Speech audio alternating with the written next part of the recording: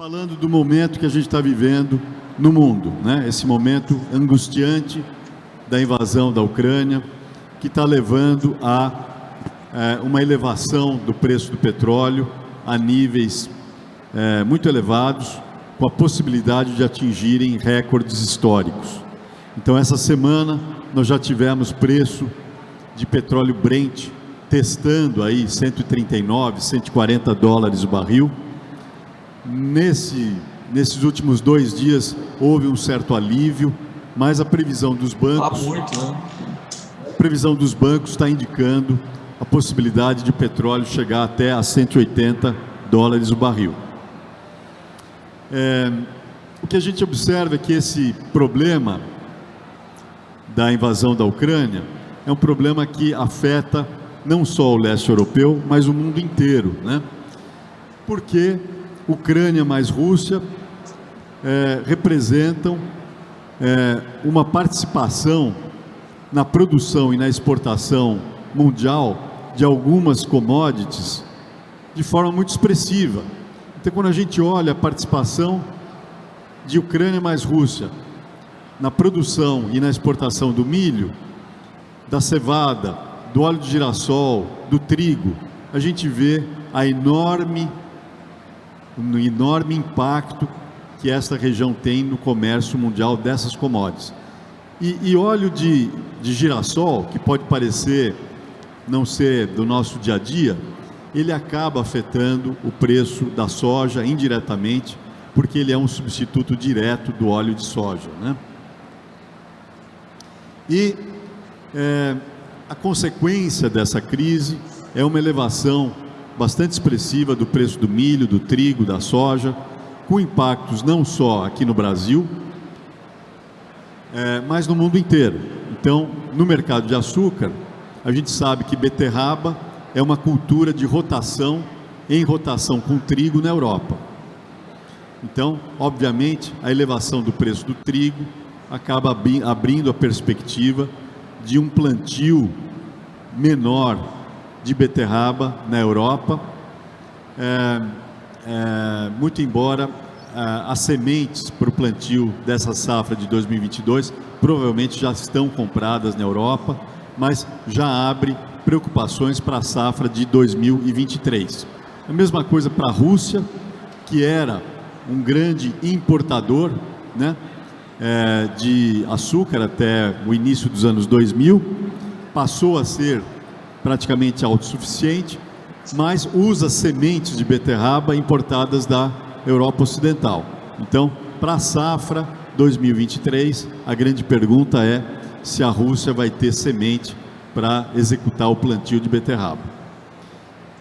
Obviamente, a importância da Rússia como fornecedor de petróleo e gás é muito grande, em particular para alguns países da Europa Ocidental, como a Alemanha, a Itália, a Áustria, e isto traz impactos para o preço de amônia, para o preço de fertilizantes, muito graves.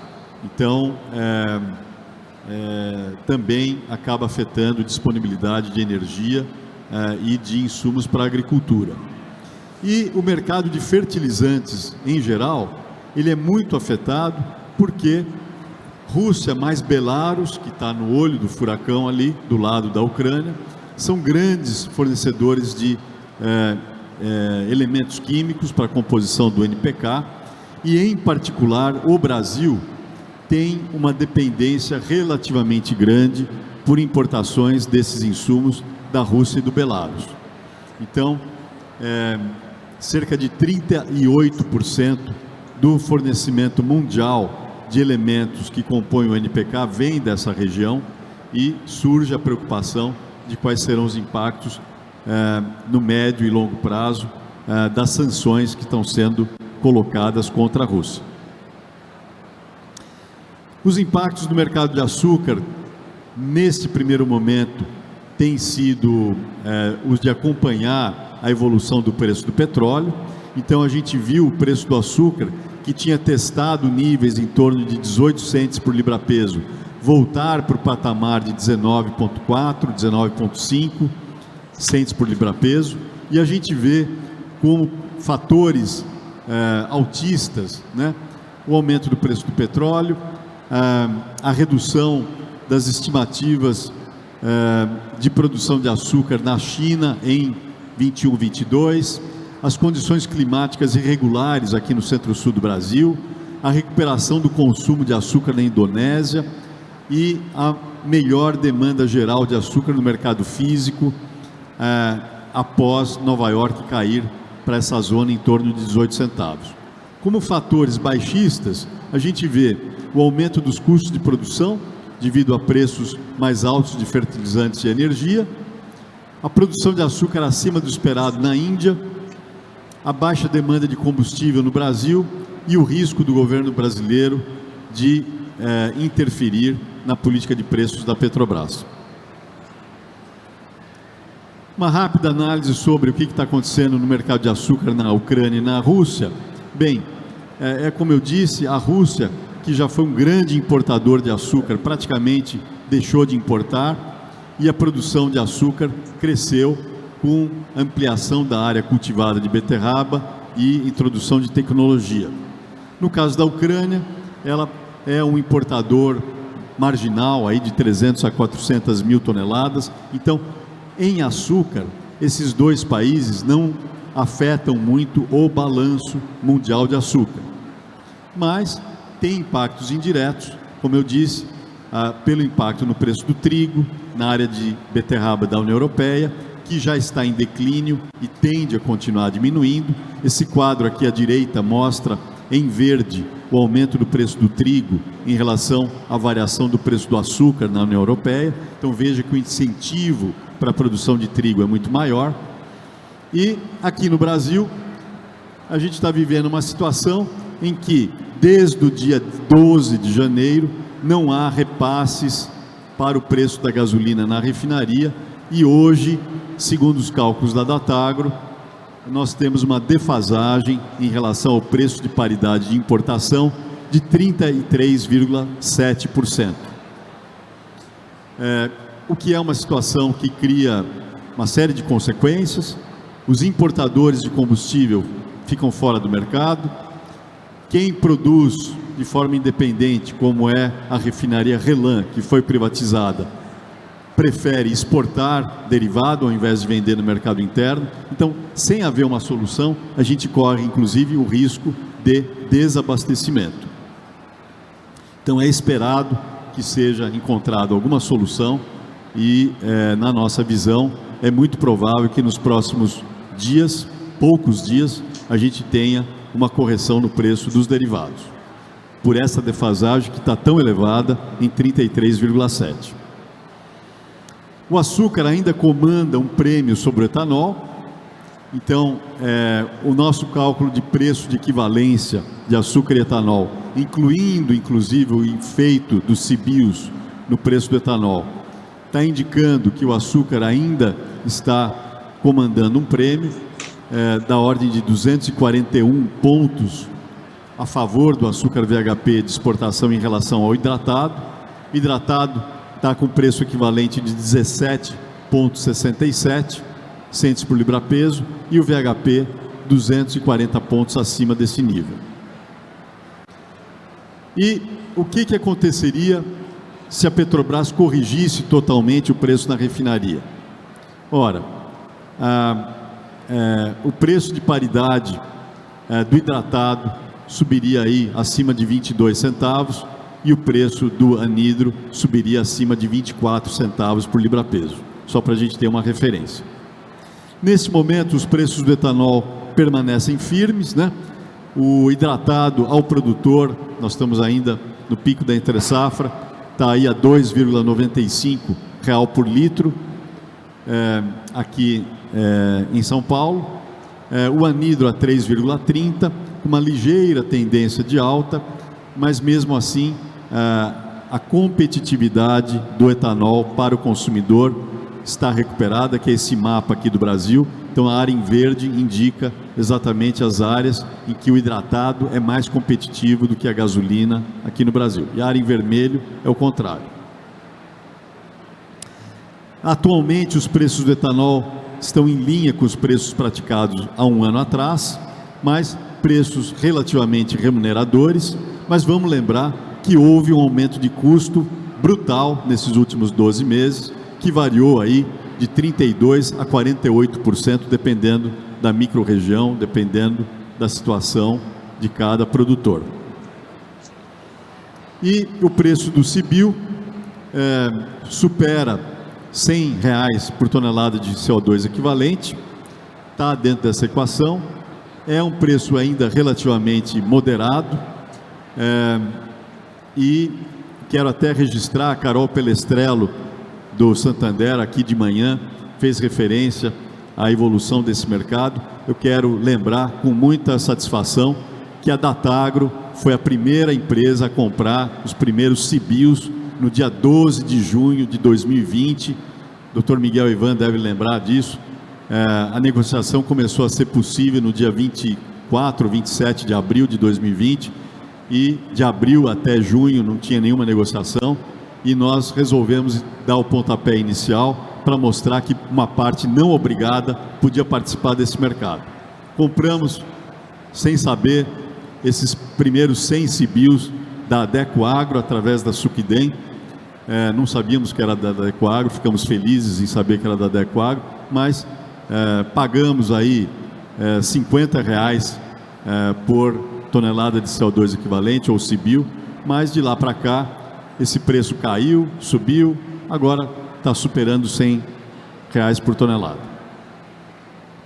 E no mercado físico, a demanda por açúcar continua firme, inclusive com uma entrega contra a tela de março de 2022, que foi recorde para esse mês, com 1,34 milhões de toneladas.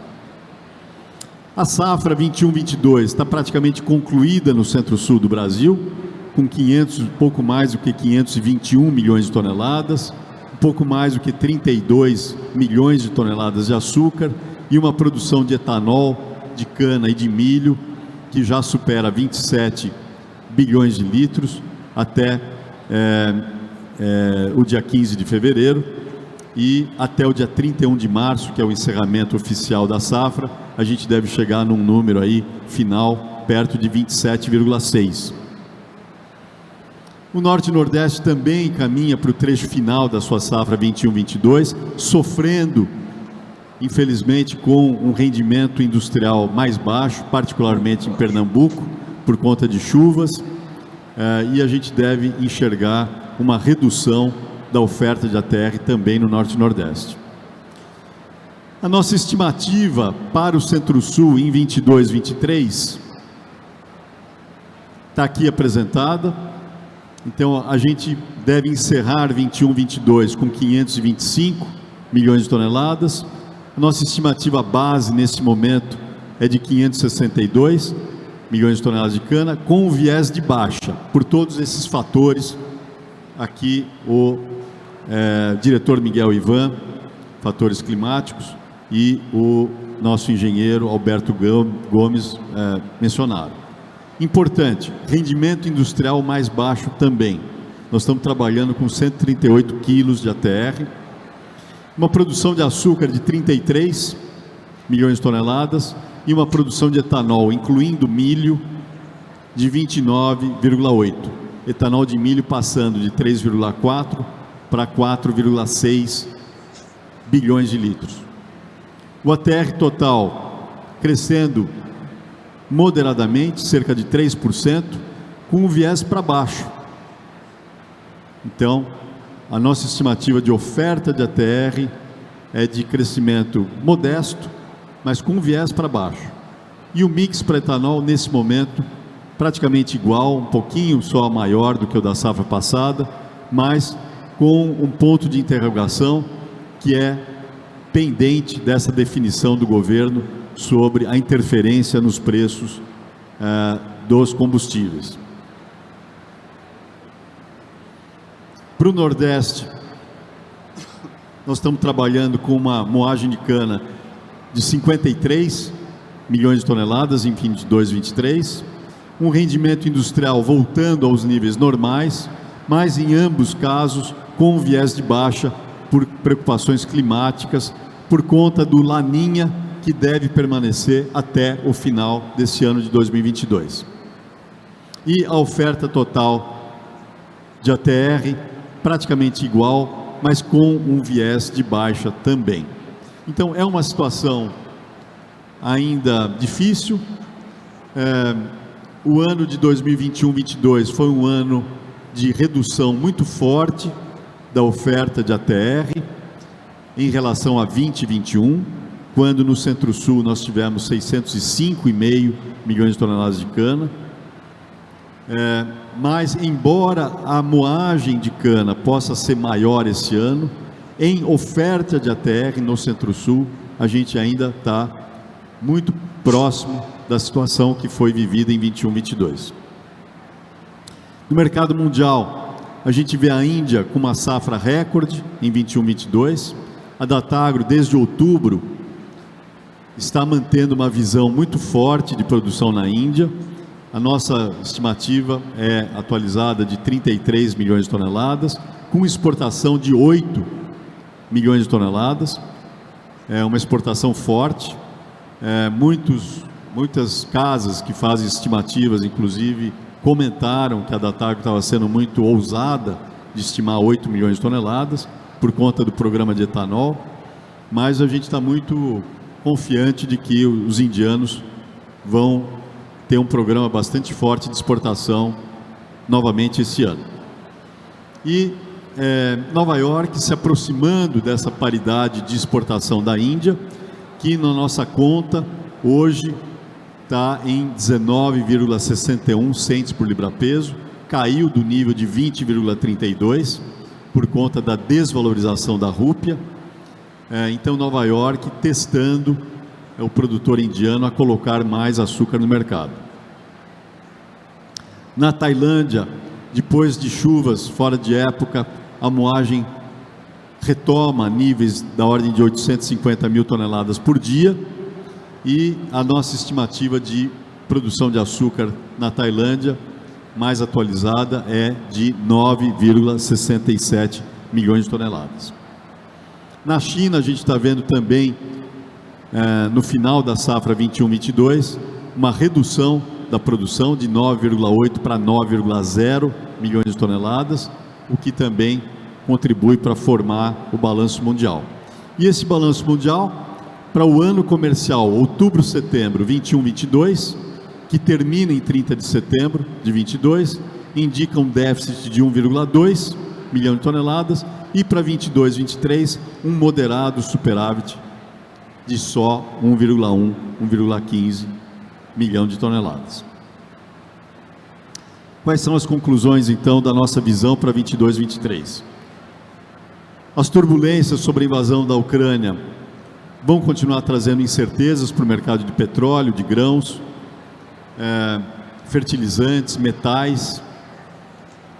Essa incerteza sobre a política de preços de combustíveis no Brasil, dadas as declarações do governo, vão continuar trazendo insegurança para a retomada de investimentos, para a expansão da produção de biocombustível.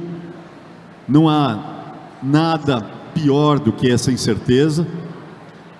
Esse deveria ser o momento em que o Brasil deveria estar dando certezas e confiança no seu programa de energia renovável, que traz segurança energética e alimentar. Infelizmente, essas declarações e essas intenções trazem incertezas.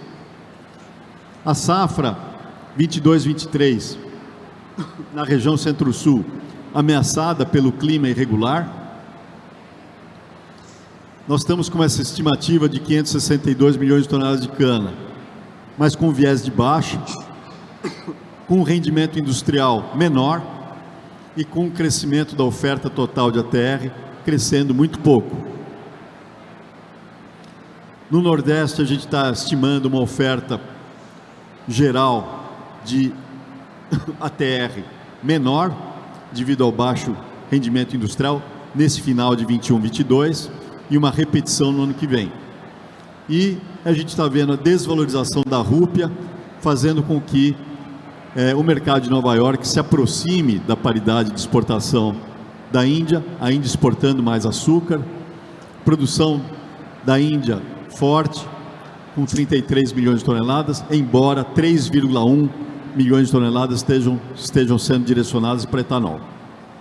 E a produção da Tailândia em 9,67, e o papel estratégico do etanol e dos demais biocombustíveis, biogás, biometano, bioeletricidade, biodiesel, crescendo no meio dessa situação da invasão da Ucrânia, e esse papel estratégico crescendo exatamente pela segurança energética, a preservação ambiental, a manutenção do emprego e da renda que eles propiciam.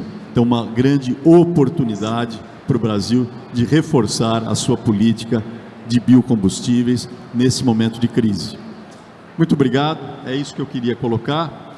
Coloco aqui o calendário de eventos: dia 11 de maio, Conferência de Nova York, dia 25 e 26 de julho, o Global Agribusiness Forum, e dia 25 e 26 de outubro, a 22ª Conferência da Datagro de Açúcar e Álcool aqui em São Paulo. Muito obrigado.